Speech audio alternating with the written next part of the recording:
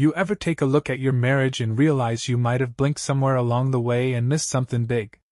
Like maybe you got so used to the rhythm of things, the coffee in the morning, the shared grocery lists, the half-hearted sex on Thursday nights, that you didn't notice when something real important started dying? That's where I found myself this summer. Stuck somewhere between a man trying to save a marriage and one too damn stubborn to admit it was already limping. Me and my wife, Tina, we'd been together long enough to collect the usual pile of memories. Good ones. A few bad. Nothing too dramatic. We were never one of those couples who screamed in the driveway or threw plates. We just got by. Some weeks we got along like peas and carrots. Others, like oil and water. But we kept going. Always figured that was what marriage was, keeping the wheels turning, even when the engine starts cuffing. Now lately there'd been some bumps. Nothing major. Just little stuff. Tina started acting different. Pulled back a bit. Smiled less. Kept her phone close, like it was a lifeline. One night she even fell asleep with it in her hand, screen still lit. When I tried to move it, she rolled over like a junkyard dog protecting a bone. I asked her if everything was all right. She laughed and said I was being sensitive. "I'm tired," she said. "That's all. You're reading too much into things." Maybe I was. Hell, I work long days. I'm not exactly Mr. Romance these days, and I'll own that. I get home dusty and beat, grab a cold one, and usually end up half asleep on the couch before 10. But I still kissed her goodnight. Still rubbed her feet when she asked. Still remembered how she liked her eggs in the morning, over hard, just a sprinkle of salt, with black coffee. So when she said she needed a break, I listened. She didn't mean from me, she said. Just from life. Work had been stressful. Her sister was going through a divorce. The house felt small. The air felt heavy. "Let's get away," she said one night, sitting cross-legged on the bed in that oversized t-shirt she stole from me years ago. "Somewhere with water. Somewhere we can breathe." I liked the sound of that. Figured it'd do us good. A fresh breeze, ocean views, no chores, no bills. Just us. Like it used to be. We booked Cancun. 5 nights. All inclusive. Poolside drinks and beach hammocks and one of those fancy rooms with the glass shower and the tub you can damn near swim laps in. I was excited, and I hadn't felt that way in a while. We got there mid-afternoon. Hot as hell. The kind of heat that makes your skin feel like bacon on a skillet. Tina lit up the moment we walked into the resort. She always liked that kind of thing, marble floors, air that smells like coconut lotion, a man with white gloves handing you a complimentary drink before you even check in. I watched her sip hers, eyes darting around like she couldn't soak it in fast enough. First day was good. Better than good. We unpacked, took a nap, hit the pool. She wore that green swimsuit I love, the one with the low back and the little gold ring at the hip. We even got a little tipsy that night and danced at the beach bar. She laughed more than I'd seen in weeks. It felt close again. Familiar. Like maybe we'd turned a corner. But then, the shift came. Second day, she woke up early. Said she couldn't sleep. Wanted to go for a walk on the beach, clear her head.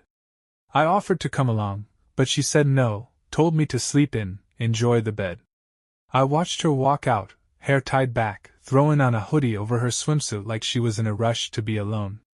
I laid there listening to the hum of the air conditioner, and that weird little voice in my head whispering, "Why didn't she want you there?" She came back an hour and a half later. Sand on her legs. Smiling. "The sunrise was amazing," she said. "You should have come." That day, she seemed distracted. Phone buzzing more. Always turning the screen face down. Said it was work stuff. Becca from the office had drama again. Becca, I swear to God, is always having drama. If she ain't getting dumped, she's fighting with her mom or crying about some guy ghosting her. Every time Tina wanted to avoid a conversation, Becca came up like clockwork. Later that evening, we went to dinner at the resort steakhouse. Candlelight, ocean breeze, the whole 9 yards. I tried to talk to her, asked her about her family, about her job, about anything really. She nodded and smiled, but her eyes kept wandering. Toward the door. Toward her phone. Toward the other tables. I looked around, trying to see what she was seeing. But there was nothing unusual. Just a few couples, a group of loud college kids, and a guy sitting alone with his back to us. After dinner, she said she was tired. Went straight to bed. Said the wine gave her a headache. I stayed out on the balcony a while, looking up at the stars, nursing a whiskey, trying to shake that feeling. You know the one. Where you don't know what's wrong, but your gut's already setting off flares like a damn lighthouse. Next morning, same thing. She was already up, dressed in yoga pants and a tank top, hair pulled into a tight ponytail. Said the resort offered morning beach yoga, and she wanted to get centered. Now, I'd never once in my life heard her talk about getting centered. She calls yoga slow torture, and used to laugh at folks twisting themselves into knots while pretending it was peaceful. But there she was, looking like a Lululemon model, ready to stretch it out with strangers. I didn't argue. Just said, "Have fun." She kissed my cheek and left. I waited 15 minutes. Then I got up, threw on a t-shirt, and headed out in the opposite direction. Not because I was suspicious. Not exactly. But because something didn't sit right. And I was tired of feeling like the third wheel in my own vacation. That's when things really started to feel off. But I'll get to that. Now, I ain't proud of what I did that morning, but I also ain't ashamed. A man's got instincts for a reason, and when those instincts start barking, you better listen or get bit. So I didn't go storming down to the beach or hunting her down like a maniac. I just wandered.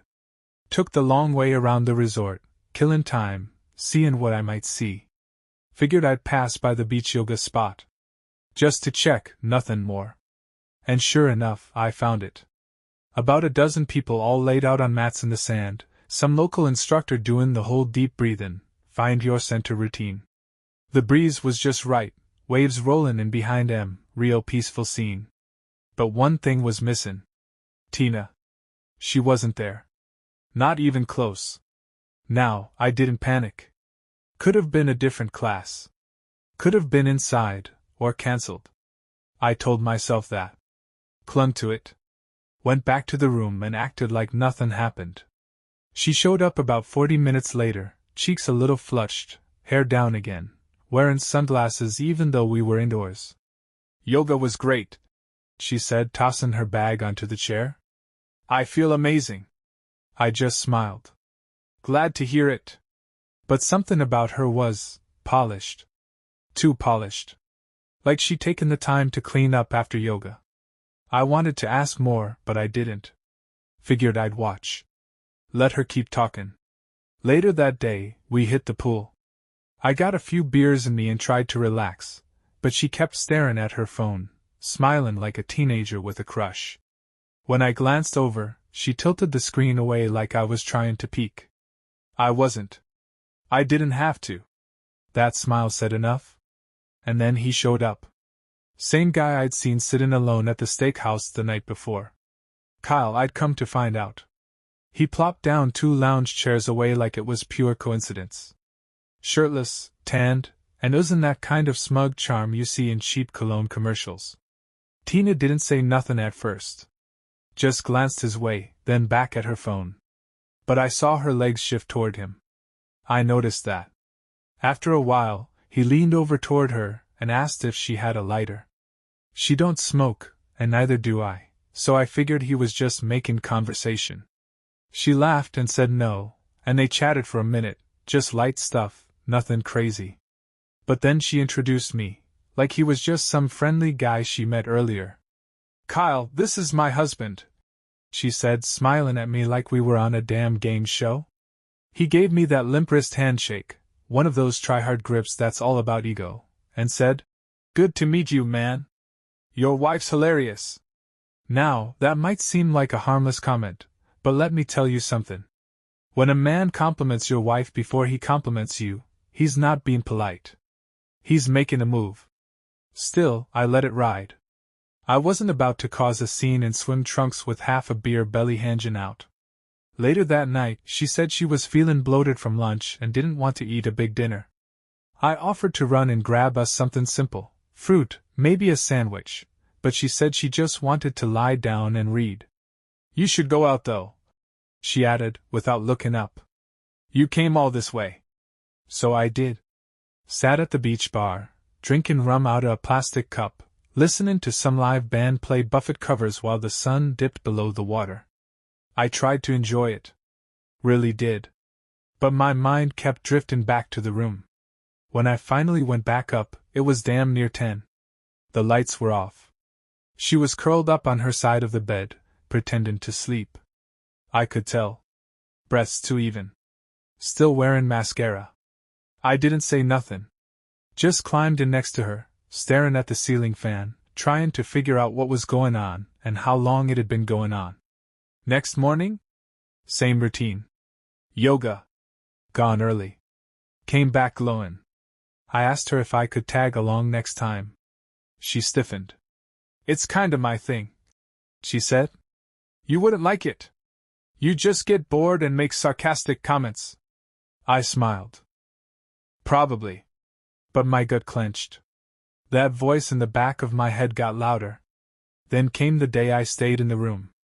Said I wasn't feeling well. Just wanted to rest. She hesitated before leaving, like she didn't quite believe me, but she smiled and kissed my forehead. I'll bring you a smoothie, she said. She left. 5 minutes later, I slipped on my shoes and followed. Didn't go to the beach. Didn't head toward the yoga spot. She walked the opposite way, through the lobby, past the cafe, out toward the villas. Private ones. Fancy ones. The kind of rooms we couldn't afford without selling a kidney. I kept my distance. Watched her pause near the back patio.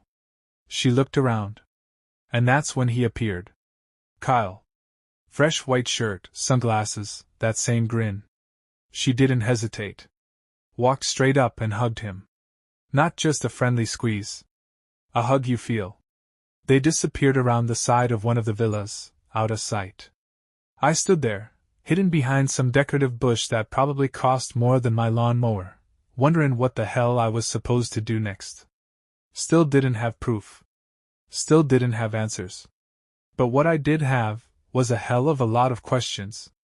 And I was fixin' to get 'em answered, one way or another. I sat there on the edge of the bed, heart still beatin' like a drum in a war film, but my face didn't show a damn thing. When she walked back in, I smiled. Calm. Even. The kind of smile a man wears when he's done asking questions and startin' to plan. She asked if I was feelin' better. I said sure, just needed rest. She didn't even look me in the eye, just peeled off her yoga pants, tossed 'em in the suitcase, and went to the mirror to fix her makeup. She looked smug. Relaxed? Maybe even proud of herself. I watched her touch up her lipstick and felt something settle inside me. Not rage. Not heartbreak. Just a cold kind of stillness. The kind that comes right before a storm breaks. She thought I didn't know. She thought I was just some tired husband clinging to a routine. And honestly, that's what stung most. Not the betrayal. Not Kyle. Not the lies. It was that she looked at me like I was stupid. That night, I made dinner plans. Told her I wanted to make the last evening of our trip special.